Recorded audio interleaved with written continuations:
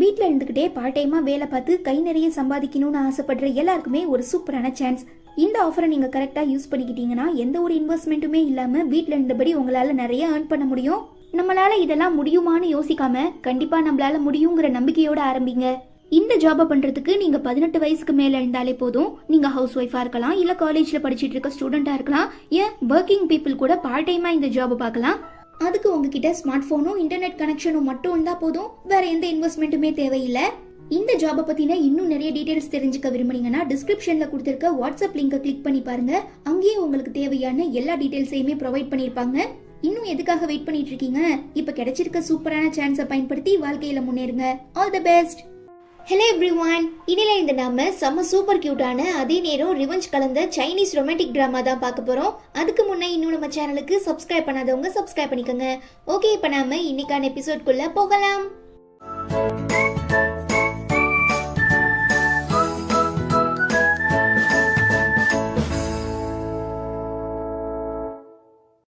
இந்த மூவிக்கான ஓப்பனிங் சீன்ல ஒரு பொண்ணுக்கும் பையனுக்கும் மேரேஜ் நடந்துட்டு இருக்கும்போது ஒரு குட்டி பையன் வந்து, அப்பா என்னையும் அம்மாவையும் விட்டுட்டு ஏமாத்திட்டு போக உங்களுக்கு எப்படி மனசு வந்ததுன்னு கேட்க, அந்த பையன் மிரண்டு போயிடுறான்.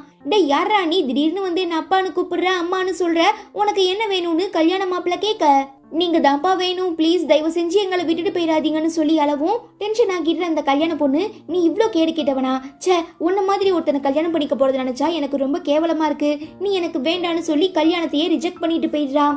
தென் அந்த குட்டி பையனோட அம்மா, அதாவது நம்ம ஹீரோயின், சூப்பர் டா கண்ணா, நல்ல வேலை பார்த்துட்டு வந்திருக்க, உன்னை வச்சு இன்னும் 10-15 கல்யாணத்தை கூட நிறுத்தலாம் போலையேன்னு பேசிட்டு இருக்கும்போது அந்த பாதிக்கப்பட்ட கல்யாண மாப்பிள்ள தான் ஆளுங்களை கூட்டிட்டு வந்து ரவுண்டு கட்டிடுறான். ஏய் யார்ரீ நீ, உனக்கும் எனக்கும் முன்பகை என்ன இருக்கு, இதுக்காக ஏன் கல்யாணத்தை நீ நிறுத்தினு கேட்க உஷாராகிடுற நம்ம ஹீரோயின், செல்லக்குட்டி ஓடுன்னு சொல்லவும் பையன் அங்கே இருந்து எஸ்கேப் ஆகிடுறான். அப்புறம் என்ன, பாவம் நம்ம ஹீரோயின் தனியா மாட்டிக்கிட்டாங்க போலன்னு நம்ம நினைப்போம். பட் நம்ம ஹீரோயின் இந்த பேட் பாய்ஸ் கிட்ட மாட்டல, பேட் பாய்ஸ் தான் தெரியாம வந்து ஹீரோயின் கிட்ட மாட்டிக்கிட்டானுங்க. பிகாஸ் நம்ம ஆளுக்கு கராத்தே, டெக்வாண்டோ, குன்ஃபோலாம் தெரியும் போல. ஸோ அவனுங்க கையில வச்சிருக்க வெப்பன்ஸை பிடுங்கி திரும்ப அவனுங்களையே அடிக்க ஆரம்பிச்சிடுறாங்க. அதுவே இங்க ஓடி வந்த நம்ம குட்டி பையன் தெரியாம ஒருத்தர் மேல இடிச்சிடவும் அவர் இவனை பார்த்துட்டு, மைசன் இங்க என்னடா பண்ணிட்டு இருக்க, எப்படி இவ்வளவு தூரம் வந்த, ஓகே எதுவா இருந்தாலும் நம்ம வீட்டுக்கு போய் பேசலாம், வந்து கார்ல ஏறுன்னு சொல்லவும் இந்த பையனுக்கு ஒண்ணுமே புரியல, யார் இவரு, எதுக்காக என்ன மைசன்னு கூப்பிடுறாருன்னு சொல்லி முழிச்சிட்டு இருக்கும் போது அங்க வர நம்ம ஹீரோயின், அம்மா எப்படியோ எல்லாரையும் சமாளிச்சிட்டா, வாடா கண்ணா போலான்னு கூப்பிடுறாங்க. ஏ யார் நீ, எதுக்காக என்னோட பையனை கூட்டிட்டு போறேன்னு இந்த கோட்டு போட்ட மனுஷன், அதாவது நம்ம ஹீரோ கேட்க, இவன் என்னோட பையன்டா டோமருங்களான்னு சொல்லி நம்ம ஹீரோயின் ஹீரோவையே அடிக்க போகவும் டக்குன்னு பாடி கார்டு கையை பிடிச்சி முறுக்கி, ஒழுங்கா இங்க இருந்து ஓடி போயிரு, இல்ல அடிச்சு விரட்டி விட்டுருவேன்னு ஹீரோயினையே மிரட்டுறான். பத்தாவதுக்கு இந்த குட்டி பையன் வேற, இந்த அங்கிள் காரணம் இல்லாம என்ன மைசன்னு கூப்பிடுற மாதிரி எனக்கு தெரியல, ஏதோ ஒரு முக்கியமான ரீசன் இருக்கு, சோ என்னங்கிறத நானே கண்டுபிடிக்கிறேன்னு சொல்லி நம்ம ஹீரோ கூப்பிட்டதும் சைலண்டா போயிடுறான். பாவம் நம்ம ஹீரோயினுக்கு ஒண்ணுமே புரியல, இந்த குட்டி பிஸ்கா எதுக்காக இப்படி எல்லாம் பண்றான்னு சொல்லி அவனையே பார்த்துட்டு இருக்காங்க. நெக்ஸ்ட் நம்ம ஹீரோ அந்த குட்டி பையனை வீட்டுக்கு கூட்டிட்டு வந்ததுக்கு அப்புறம் தான் இவன் தன்னோட பையன் இல்லைங்கிற உண்மை தெரிய வருது. பிகாஸ் நம்ம ஹீரோவோட பையனுமே பார்க்க அப்படியே அச்சு அசல் இவனை மாதிரியே இருப்பான். ஸோ தன்னோட பையன் தான் வீட்டை விட்டு வெளியில வந்துட்டான் போலன்னு நினைச்சுக்கிட்டு தான் ஹீரோ இவனை தூக்கிட்டு வந்திருக்காரு. பட் இப்பயுமே இவருக்கு ரொம்ப சந்தேகமா இருக்கிறதுனால தனக்கு ரொம்ப விசுவாசமா இருக்கிற ஒரு அங்கிள் கிட்ட இந்த குட்டி பையனோட முடி எடுத்து கொடுத்து டிஎன்ஏ டெஸ்ட் பண்ணி பார்த்துட்டு வாங்கன்னு சொல்றான். வீட்டுக்குள்ள வந்த நம்ம குட்டி பையன் ஹீரோ பையனோட ரூம் பயங்கர ஆடம்பரமா லக்ஸூரியஸா இருக்கிறத பார்த்துட்டு வியந்து போய் நிற்கும் போதுதான் அந்த பையனோட போட்டோவையுமே நோட் பண்றான். ஓ இதனாலதான் இந்த அங்கிள் பயங்கரமா கன்ஃபியூஸ் ஆகி என்ன இந்த வீட்டுக்கு கூட்டிட்டு வந்திருக்காரு போலங்கிற விஷயம் ஹீரோயின் பையனுக்கு புரிய வருது. அப்ப கரெக்டா அங்க வர நம்ம ஹீரோவோட பையன், நீ பாக்குறதுக்கு அப்படியே என்ன மாதிரியே இருக்குன்னு சொல்லவும் ஹீரோயின் பையன் மிரண்டு போயிடுறான். ஆக்சுவலா ஹீரோயின் பையன் பேரு ஜின், ஹீரோ பையன் பேரு லின். ஸோ நம்ம ஜின்னும் லின்னும் ஒருத்தர் இன்னொருத்தர்கிட்ட மாற்றி மாற்றி இன்ட்ரோ பண்ணிக்கிறானுங்க. அப்போ நம்ம ஜின், நான் எங்கள் அம்மா கூட இருக்கேன்னு சொல்ல, நான் பிறந்ததுலேருந்தே எங்கள் அப்பா கூட தான் இருக்கேன், இது வரைக்கும் எங்கள் அம்மாவை பார்த்ததே இல்லை, எனக்கும் அம்மா எப்படி இருப்பாங்க, அவங்க பாசம் எப்படி இருக்குங்கிறத தெரிஞ்சுக்க ரொம்ப ஆசையாக இருக்கு, வேணும்னா நான் உனக்கு பதிலாக கொஞ்ச நாள் உங்கள் வீட்டில் போயிருப்பான்னு கேட்கவும் ஜின்னுமே பணக்கார வாழ்க்கைக்கு ஆசைப்பட்டு, வாவ் சூப்பர் ஐடியா, எனக்குமே இங்கே இருக்க ரொம்ப பிடிச்சிருக்கு, நான் வேணும்னா வீட்டு அட்ரஸ் தரேன், நீ போய் எங்கள் அம்மாவை பாருன்னு சொல்லி இந்த 2 திருட்டு கொட்டும் சேர்ந்து பயங்கரமாக பிளான் பண்ணுதுங்க. கட் பண்ணா கொஞ்ச நேரத்துக்கு முன்ன ஒரு பொண்ணுக்கு மேரேஜ் ஆகுறதா இருந்ததுல அந்த பொண்ணும் அவளோட பெஸ்ட் ஃப்ரெண்டும் ஒன்னா சேர்ந்து சரக்கடிக்கிறாங்க. ஆக்சுவலா அந்த கல்யாண மாப்பிள்ளையோட தங்கச்சி தான் இந்த கல்யாண பொண்ணோட பெஸ்ட் ஃப்ரெண்டு. ச்சே, உன் அண்ணன் என்னை இப்படிலாம் ஏமாத்துவான்னு நான் கொஞ்சம் கூட எதிர்பார்க்கல, எனக்கு அவன் எவ்வளவு பெரிய துரோகம் பண்ணியிருக்கான் தெரியுமான்னு இந்த கல்யாண பொண்ணு சரக்கடிச்சிட்டு பயங்கரமா புலம்புறா. நீ நினைக்கிற மாதிரி எதுவும் இல்ல. பிகாஸ் எங்க அண்ணா உன்னை எந்த அளவுக்கு உண்மையா காதலிச்சாங்கிறது எனக்கு நல்லா தெரியும். சோ யாரோ பிளான் பண்ணி தான் இந்த கல்யாணத்தை நிறுத்துறதுக்காக இவ்ளோ பெரிய திட்டம் தீட்டி இருக்காங்க. அதனால நீ டென்ஷன் ஆகாத. சீக்கிரமா இந்த ப்ராப்ளம்க்கு நான் ஒரு ஃபுல் ஸ்டாப் வைக்கிறேன்னு சொல்லி இந்த பொண்ணு பேசிட்டு இருக்கும்போது அங்க வர 3 பசங்க பயங்கரமா சரக்கடிச்சிட்டு பெனாத்திட்டு இருக்க இந்த 2 பொண்ணுங்க கூட ஜாலியா இருக்க ஆரம்பிச்சிடுறானுங்க. ஆக்சுவலா இது எல்லாத்தையுமே பிளான் பண்ணிருக்கிறது நம்ம ஹீரோயின் தான்.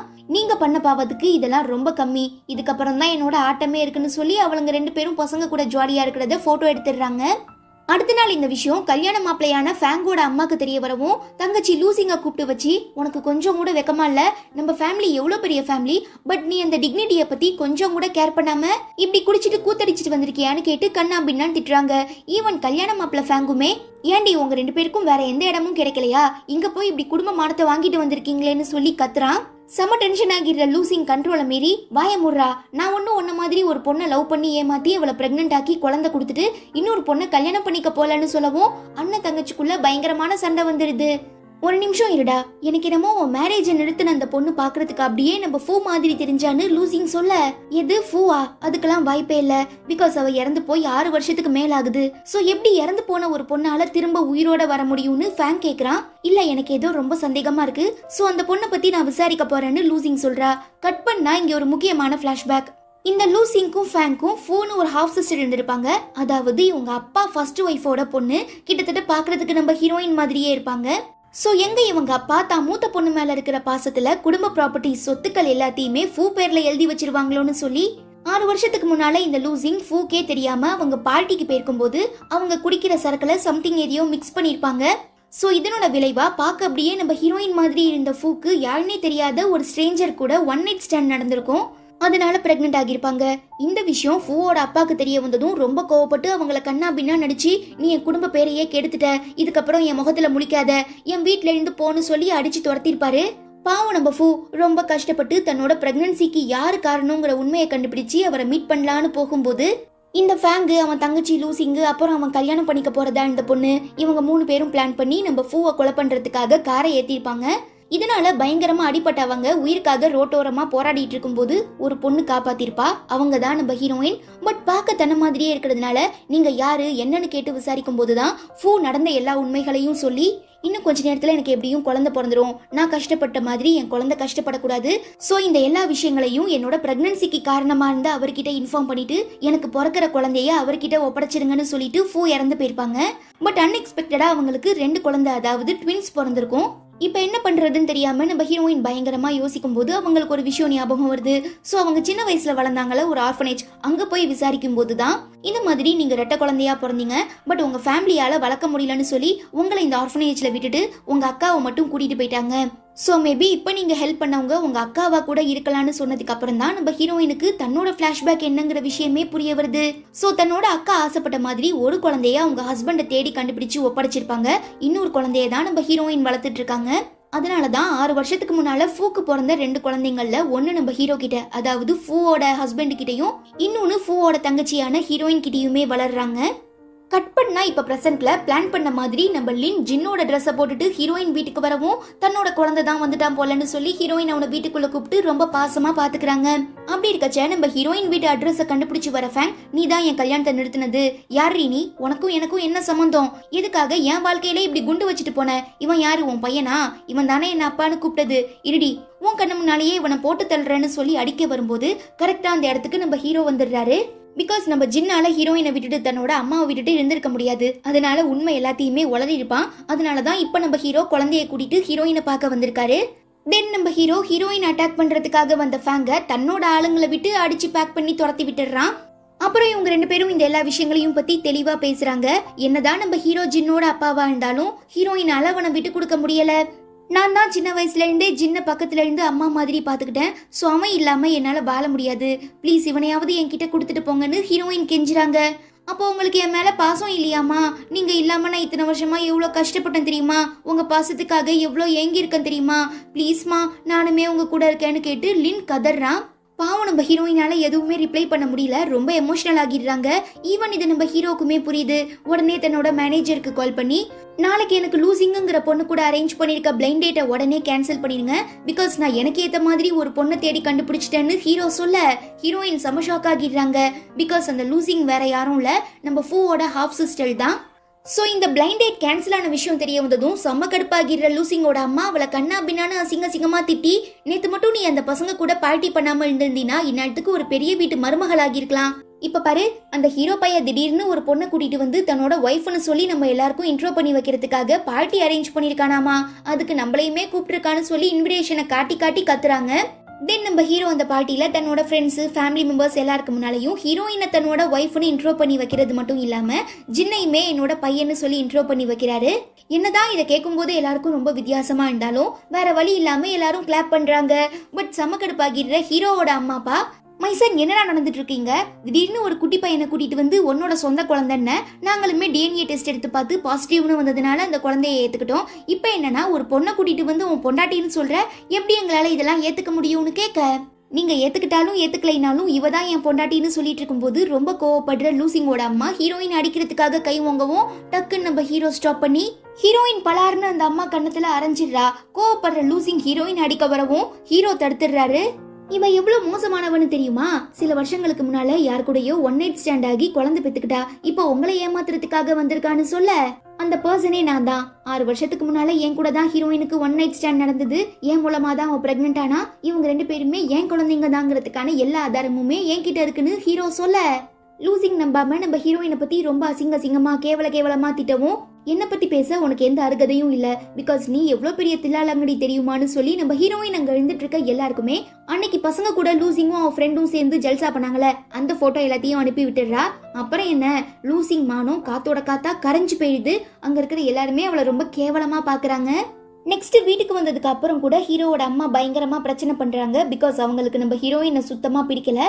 சோ 2 குழந்தைய வேணா நம்ம வச்சுக்கலாம், ஹீரோயினை வீட்ல இருந்து வெளியில துரத்துன்னு சொல்ல, ஹீரோயினை தவிர வேற யாராலையும் என்னோட 2 குழந்தைங்களையும் பாசமா பாத்துக்க முடியாது, சோ என்னால ஹீரோயினை விட்டு கொடுக்க முடியாதுன்னு சொல்லி தன்னோட ரூம்குள்ள கூட்டிட்டு வந்து, என்னதான் நம்ம 2 பேரும் வெளி உலகத்துக்கு முன்ன ஹஸ்பண்ட் அண்ட் ஒய்ஃபா இருந்தாலும் நமக்குள்ள எதுவும் வேண்டாம், பிகாஸ் உன் அக்காவோட 2 குழந்தைங்களுக்காக உன் வாழ்க்கையை தியாகம் பண்ண முடிவெடுத்துதான் நான் கூப்பிட்டதுமே என் கூட வந்துட்டேன். சோ உன்னோட தாட்ஸுக்கு நான் மதிப்பு கொடுத்தே ஆகணும், அதே நேரம் உனக்குமே நான் மரியாதை கொடுக்கணும். அதனால இன்னையிலிருந்து நீ என் ரூம்ல தங்கிக்கோ, நான் என்னோட ஆபீஸ்ல தூங்கிக்கிறேன்னு சொல்லிட்டு ஹீரோ கிளம்பிடுறான். ஆனா என்ன, 2 பசங்களும் ஓடி வந்து அம்மா அப்பா இன்னைக்கு நாம 4 பேரும் ஒன்னா சேர்ந்து தூங்கலாமான்னு கேட்க ஹீரோயினுக்கு பக்கோன்னு ஆகிடுது. அதுக்கு மேல நம்ம ஹீரோ என்ன ரிப்ளை பண்றதுன்னே தெரியாம முழிக்கிறான். ஆனா என்னப்பா நீங்க 2 பேரும் சும்மா ஒருத்தர் இன்னொருத்தர் பாத்துட்டு இருக்கீங்க, இப்ப பாருங்கன்னு சொல்லி நம்ம லின் புடிச்சு தள்ளிவிடவும் ஹீரோயின் மேல ஹீரோ விழுந்துடுறாரு. அவரை மேல நம்ம லின் ஏறி உட்காந்துக்கிறான். பத்தாதுக்கு அண்ணா நீங்களும் வாங்க ஜாலியா இருக்குன்னு சொல்ல இவங்க 3 பேர் மேல நம்ம ஜின் ஏறி உட்காந்துக்கிறான். அப்புறம் என்ன, நம்ம ஹீரோ கிஸ் பண்ற மாதிரி பக்கத்துல போகவும் ஹீரோயினுக்கு டர் ஆகுது. ஒழுங்கா எழுந்திருச்சிருங்கன்னு எவ்வளவோ சொல்றா, ஆனா ஹீரோவால முடியல. அன்எக்ஸ்பெக்டடா ஹீரோயினை பச்சைக்குன்னு கிஸ் பண்ணிடவும் கோவப்படுற ஹீரோயின் பிடிச்சி தள்ளி விட்டுடுறாங்க. அப்படியே அவங்க 3 பேரும் பக்கத்துல சாஞ்சிடவும் என்னமோ எதுவுமே நடக்காத மாதிரி, ஹலோ நான் தானே, இதோ கொஞ்ச நேரத்துல வந்துட்டே இருக்கேன்னு சொல்லி நைஸா அந்த ரூம்ல இருந்து ஹீரோயின் எஸ்கேப் ஆகிடுறாங்க. கட் பண்ணா நம்ம ஹீரோயின் அவங்க அக்காவான ஃபூ இறந்து போன விஷயத்த கம்ப்ளீட்டா மறைச்சிட்டு அவங்க பேரை சொல்லியே தன்னோட அப்பாவை மீட் பண்றாங்க. அந்த மனுஷன் என்னன்னா, என் செல்லம் தங்கம் பட்டுக்குட்டி புஜ்ஜுக்குட்டி கண்ணம்மா எங்க போயிருந்த, 6 வருஷமா உன்னை பார்க்காம அப்பா ரொம்ப தவிச்சு போயிட்டேன் தெரியுமா, நல்ல வேலை வந்துட்டேன்னு ரொம்ப ஸ்வீட்டா பேசுறாரு. பிகாஸ் இப்போ நம்ம ஹீரோயின் பேங்குங்கிற ஒரு பெரிய பணக்கார பிசினஸ் மேனோட ஒய்ஃப் ஆகிட்டாங்க இல்லையா. சோ உன்னோட ஹஸ்பண்ட் கிட்ட பேசி நம்ம கம்பெனியோட புது ப்ராஜெக்ட் எல்லாத்துக்குமே அப்ரூவல் வாங்கிட்டாமான்னு கேட்க, அதுக்கு முன்ன நீங்க இந்த கான்ட்ராக்ட்ல சைனை போடுங்கன்னு சொல்லி ஹீரோயின் ஒரு அக்ரிமெண்ட் கொடுக்குறாங்க. ஆக்சுவலா சின்ன குழந்தையா இருக்கும்போது வறுமையின் காரணமா தானே அம்மா அப்பா ஹீரோயினை மட்டும் ஆர்ஃபனேஜ்ல விட்டுட்டு போயிருப்பாங்க. அதுக்கப்புறம் ரொம்ப கஷ்டப்பட்டு போராடி பிசினஸ் பண்ணி ஹீரோயின் அம்மா ஒரு கம்பெனியை ஸ்டார்ட் பண்ணிருப்பாங்க. பட் அப்பா அந்த அளவுக்கு விவரம் இல்லாம தெளிவில்லாத ஆளா சுத்திட்டு இருந்ததுனால கம்பெனி ஷேர்ஸ் ப்ராப்பர்ட்டிஸ் எல்லாத்தையுமே ஹீரோயின் அம்மா அவங்க அக்காவான ஃபூ பேர்ல எழுதி வச்சுட்டு உடம்பு சரியில்லாம இறந்து போயிருப்பாங்க. ஈவன் ஃபூவுமே செத்து போயிட்டான்னு நினைச்சுக்கிட்டு அப்பா மொத்த கம்பெனி சொத்தையும் ஆட்டையை போட பார்த்திருப்பாரு. அவர்கிட்ட இருந்து ஆட்டையை போடுறதுக்காக லூசிங்கும் அவங்க அண்ணன் ஃபேங்கு அப்புறம் அம்மா எல்லாருமே பிளான் பண்ணிட்டு இருக்காங்க. இந்த எல்லா விஷயங்களையும் கடந்த 6 வருஷமா ரிசர்ச் பண்ணி கண்டுபிடிக்கிற நம்ம ஹீரோயின் தன்னோட அம்மா ரொம்ப கஷ்டப்பட்டு சம்பாதிச்ச ப்ராப்பர்ட்டிஸ் எதுவும் தப்பான ஆளுங்க கையில பெயரக்கூடாதுங்கிறதுக்காக இப்போ ஒரு அக்ரிமெண்ட் ரெடி பண்ணி எடுத்துட்டு வந்து கொடுத்து அம்மா இறந்து போறதுக்கு முன்ன எழுதி வச்ச உயில் படி அவங்க எல்லா சொத்துக்களுமே எனக்கு தான் வந்து சேரணும். ஒருவேளை நீ சைலண்டா இந்த அக்ரிமெண்ட்ல சைன் போட்டினா போனா போது நானுமே உனக்கு ஏதாவது போட்டு தருவேன்னு ஹீரோயின் சொல்ல, அப்பா கோவப்பட்டு அடிக்கிறதுக்காக கை ஓங்கவும் டக்குன்னு பிடிச்சிடுற நம்ம ஹீரோயின், நீயா கம்முன்னு சைன் போட்டினா உனக்கு ஏதாவது கிடைக்கும், இல்ல நான் போலீஸுக்கும் கோர்ட்டுக்கும் போனா உனக்கு சல்லி பைசா கூட பிரயோஜனம் இருக்காது, என்ன சீக்கிரமா முடிவெடுத்து பதில சொல்ற வழிய பாரு நைனான்னு சொல்லிட்டு ஹீரோயின் கிளம்பிடுறாங்க. அப்போ அங்க வர லூசிங் அப்பா ரொம்ப அப்செட்டா இருக்கிறத பார்த்துட்டு என்ன விஷயம்னு கேட்கும்போது அவருமே ஹீரோயின் சொன்ன எல்லா விஷயங்களையும் சொல்லி ரொம்ப பயந்து போயிடுறாரு. நீங்க எதுக்காகவும் ஃபீல் பண்ணாதீங்கப்பா, ஓவரா ஆடிட்டு இருக்கா, அவளுக்கு நான் ஒரு ஃபுல் ஸ்டாப் வைக்கிறேன்னு சொல்லி ஹீரோயினோட கார் பிரேக்கை கட் பண்ணி விட்டுறாங்க. அப்புறம் என்ன, ரொம்ப பாவம் நம்ம ஹீரோயின் காரை கண்ட்ரோல் பண்ண முடியாம மரத்துல மோதி பெரிய ஆக்சிடென்ட் ஆகி மயங்கி விழுந்துடுறாங்க. அவ்வளோதான், இதோட இந்த எபிசோடுமே முடியுது. இந்த எபிசோடு உங்க எல்லாருக்குமே பிடிச்சிருக்கும்னு நினைக்கிறேன். பிடிச்சிருந்தா மறக்காம லைக் பண்ணிட்டு நம்ம சேனல் வீடியோஸை உங்க ஃப்ரெண்ட்ஸ் அண்ட் ஃபேமிலி கூட ஷேர் பண்ணுங்க. ஓகே, உங்க எல்லாரையும் நான் ரொம்ப சீக்கிரமா அடுத்த எபிசோட்ல மீட் பண்றேன். Until then, it's bye from Afi and stay tuned with Spectre of Fantasy.